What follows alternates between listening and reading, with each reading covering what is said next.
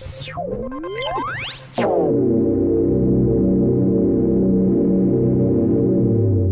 is your weekly report on corruption in the Philippine government. Police Regional Office in Central Visayas Director Brigadier General Anthony Abarin has ordered an investigation into the 2 personnel of the mobile patrol unit of the Cebu City Police Office who were caught sleeping inside the patrol car while on duty, as shown in a video that gone viral in the social media. The 2 officers were captured on camera dozing off inside the patrol car as it was parked along General Maxilim Avenue in Uptown Cebu City at dawn on Thursday, April 13, 2023, with its engine and air conditioner on. A certain Alex Lim took the video and uploaded it on Facebook. Because of that, CCPO Chief Colonel Irenia Dalogdog ordered for their relief and temporarily assigned them to the Cebu City Holding Admin Unit while the investigation for administrative case is ongoing. The chief of the mobile patrol unit and their patrol supervisor were also included in the probe. Abarin said the said policemen are undergoing due process and given the right to defend themselves and explain their side on the issue. As PRO7 is fast in recognizing good deeds of our men on the ground, we are also swift in imposing disciplinary measures to personnel who violate PNP policy and the performance of their duties. Abarin. Police have arrested a soldier for allegedly shooting to death a fellow trooper here on Friday night, authorities said Saturday. Acting Tagum City Police Chief Lieutenant Colonel Jeffrey Lateada said the suspect, identified as Corporal Riabong Medalla, was apprehended following a hot pursuit after gunning down Jason Correan, a resident of Monte Vista Town. David Oro. Police investigation revealed that the incident happened along a road at Purok Santal, Barangay La Filipina at around 9:30 p.m. Lateada said the victim, reportedly a member of the Army's 10th Infantry Division, was riding a motorcycle together with a female companion when he was shot by the suspect, who was also on a motorcycle driven by another person. The 34-year-old victim died upon arrival at a local hospital. His female companion was unharmed. Lateada said Medalla was arrested by police in coordination with military personnel near an army camp and is now under police custody.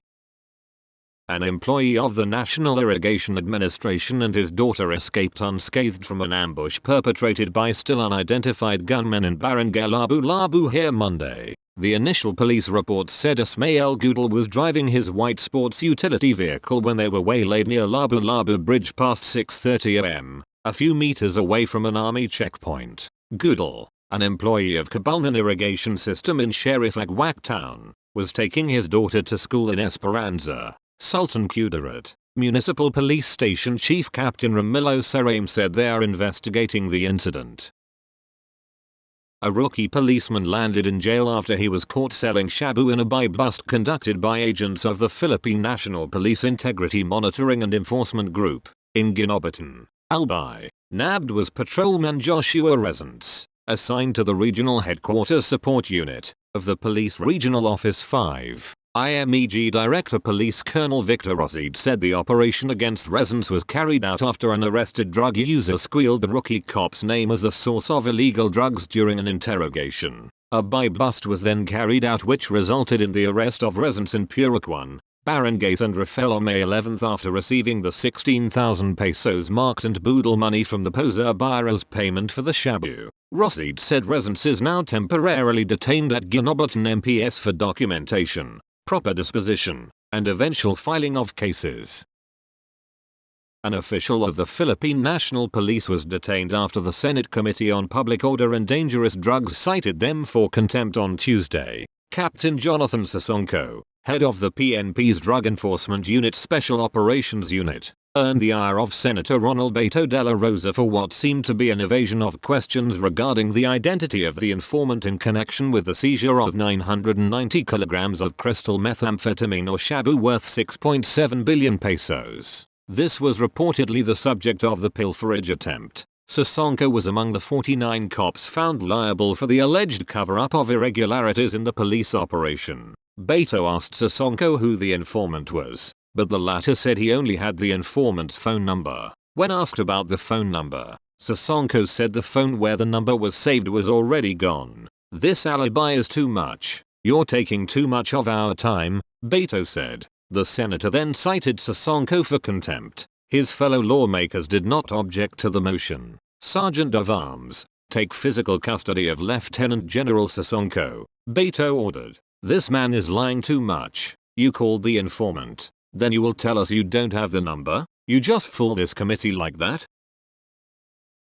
Criminal Investigation and Detection Group operatives have bagged a police sergeant implicated in 2 slay attempts in Negros Oriental in a follow-up operation inside Camp Crame in Quezon City on Tuesday. In a statement on Wednesday, the suspect was identified as Staff Sergeant Noel Santana Alabata Jr. and was arrested in front of the Philippine National Police Drug Enforcement Group building at Camp Crame in Quezon City. He was arrested using 2 arrest warrants for cases of attempted murder and attempted homicide issued by 2 courts in Dumaguete City. He was later taken to the CIDG office for documentation and custody while awaiting a commitment order from the issuing courts. The accused was formerly assigned to PDEG Region 6, Western Visayas, and allegedly used by the thieves as a hitman for a certain Ong, a rival of the Tivizes in their business. CIDG Director Brigadier General Romeo Karamat Jr. was quoted as saying in the CIDG statement, "Our verification is ongoing on the accused who was tagged as gunman of the Tivizes to know if he is involved in other cases. We will be fair on all the information that we would obtain to ensure that justice will prevail,"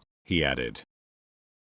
A retired member of the Philippine National Police Maritime Group and 3 others were arrested in a buy-bust operation on Tuesday night inside an alleged drug den in Antipolo City, Rizal. Operatives from the Philippine Drug Enforcement Agency in Rizal Province and local police officers collared at 11:36 p.m. Lyndon Balan, Aaron Marileo, Roland Gamponia, and Joshua Lee Lopez in a sting operation inside an alleged drug den in Barangay Cupang. The PDEA Calabarzon reported on Wednesday, May 17.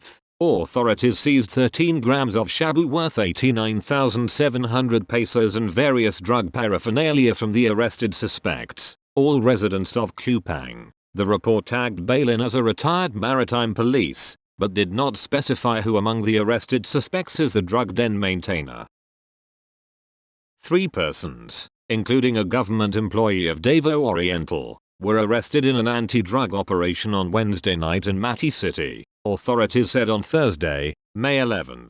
The Philippine Drug Enforcement Agency in Davao Oriental identified the suspects as Eric Bilsondra, 38, of Sitio Nasa, Barangay Dahican, Eric Lanaban, and Ronald Bizarro. The joint operation with the Mati police was conducted around 9 p.m. against Bilsondra in a suspected drug den at Puroctate, Martinez Subdivision, Dahican.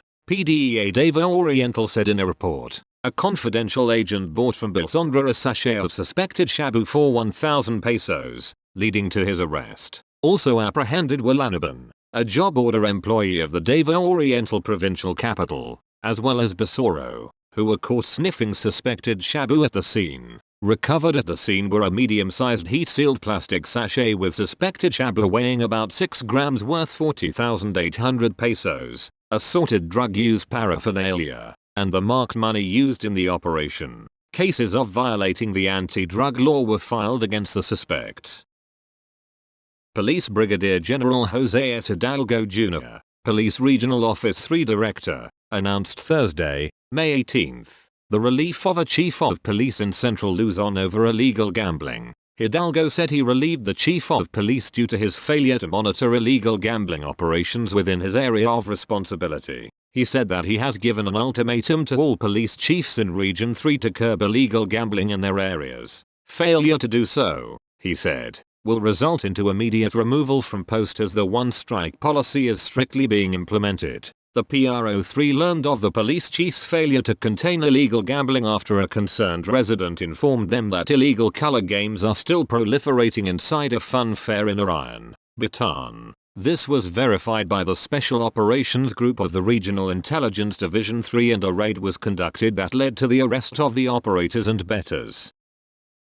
Fugitive Negros Oriental Rep Arnulfo Teves Jr. has been formally charged by the National Bureau of Investigation before prosecutors for the killing of Governor Roel Degamo last March. NBI Director Medado de Lemos personally attended the filing, which also saw voluminous boxes of evidence submitted by the NBI to prosecutors to back the charges of murder, multiple frustrated murder, and multiple attempted murder against Teves. Romulo clarified that they initially received information that Teves purchased a ticket for a Philippine-bound flight Wednesday. Teves' camp, who has insisted that there are threats on his life, has denied that he had planned to return home. What we know is that he is ticketed. We have sources to tell us his movements. We will not release it if we do not have any reasonable ground to believe that something was going to happen. Something may happen and that's part of it. We have our sources to tell us what the facts are, Romulo said. Romulo also urged Teves to return to the country and face the charges.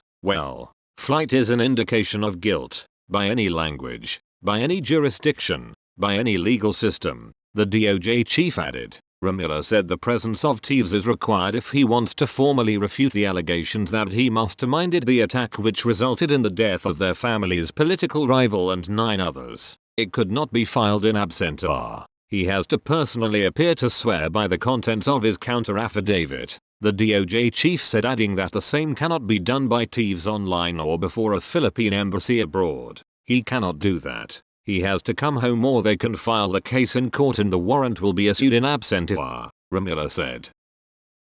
That's all for this week. I'll see you next week with more stories of corruption and foolishness within the Philippine government.